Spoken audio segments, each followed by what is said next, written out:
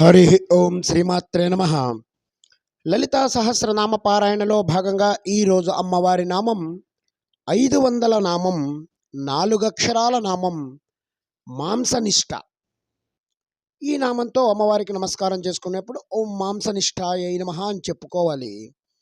మాంసధాతువును ఆశ్రయించి ఉండును తల్లి అని చెప్పి దీనికి సంబంధించి స్థూలార్థం. అసలు లలితా సహస్రనామంలో ఉన్నటువంటి అందం వసిన్యాది వాగ్దేవతలు చెప్తున్నటువంటి తీరు, అది అసలు మనం ఎలా అర్థం చేసుకోవాలి అన్న దాని మీదనే మొత్తం వాళ్ళు చెప్పినటువంటి ఆ అందమైనటువంటి తీరు. ఒక గర్భస్థ పిండం మనకి కడుపులో ఎలా పెరుగుతుంది అన్న దాని మీద విశుద్ధి చక్ర నిలయాలో అమ్మవారు రక్తవర్ణంతో ఉంటుంది, 3 కళ్ళు కలిగిందని చెప్తున్నారు.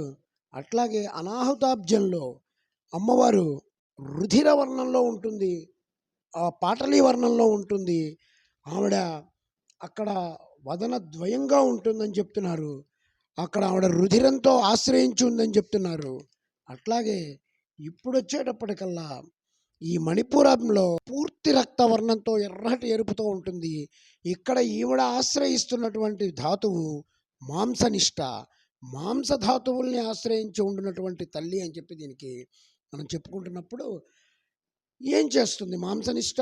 ఈ ధాతువుని ఆశ్రయించినటువంటి తల్లి మనల్ని ఏం చేస్తుంది?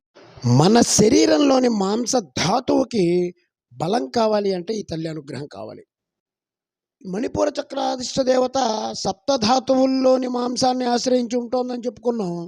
ఈ జీవి శరీరానికి ఎముకలు ఆకారాన్ని మాత్రమే రూపొందిస్తాయి, కానీ ఆ ఆకారం యొక్క పూర్తి రూపం కనబడాలి. అంటే ఈ ఊరికనే అస్థిపంజరంలాగా ఉంటే దాన్ని మనం జీవి అని మనం దాన్ని డిసైడ్ చేయలేము. అట్లా కాకుండా పూర్తి రూపం ద్యోతకం అవ్వాలంటే దానికి కాస్త కండబట్టి మాంసాలు అవన్నీ కూడా మనకి ఉండాలి. ఎలా అయితే ఇప్పుడు ఆర్సీసీ గృహం ఒకటి నిర్మిస్తున్నాం, దానికి ఇనుప తీగలు కడ్డీలతో వదిలేస్తే అది చూడటానికి ఏం బాగుండదు, దాంట్లో నివాస యోగ్యం కాదు. కానీ దానికి సిమెంట్ కలిపి మొత్తం అంతా కూడా మనం సున్నం కలిపి సిమెంట్ కలిపి ప్లాస్టింగ్ చేసి దానికి ఒక రూపం తీసుకొచ్చామనుకోండి, చూడంగానే అబ్బా ఇల్లు భలే బాగుందిరా అంటాం. అట్లాగే శరీరానికి కూడా ఎముకలు మాత్రమే ఉంటే అది అందంగా శోభించదు.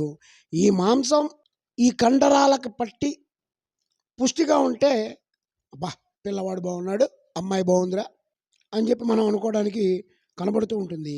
అలా కనపడేలాగా మనకి మాంసకృత్తులన్నింటినీ కూడా మాంసాన్ని అంతా కూడా మన శరీరం అంతా మాంసాన్ని నింపడానికి ఈ అమ్మ నామాన్ని సాధన చేసుకోవాల్సి ఉంటుంది. ఎవరికైనా సరైన మాంసకృతులు లేక సన్నగా పీలగా ఉన్నవాడు ఓం మాంసనిష్టాయై నమః అని చెప్పి ఈ నామాన్ని లలితా సహస్రంతో 41 రోజుల పాటు సంపుటీకరణ చేసి ప్రతిరోజు నిత్యార్చన చేసుకొని చివరి రోజున అమ్మవారికి గుడాన్నం పెడితే చక్ర పొంగల్ లాంటిది త్వరలోనే వాళ్ళకి శరీర పుష్టి చేకూరుతుందని చెప్పి లలితా సహస్రం చెప్తోంది.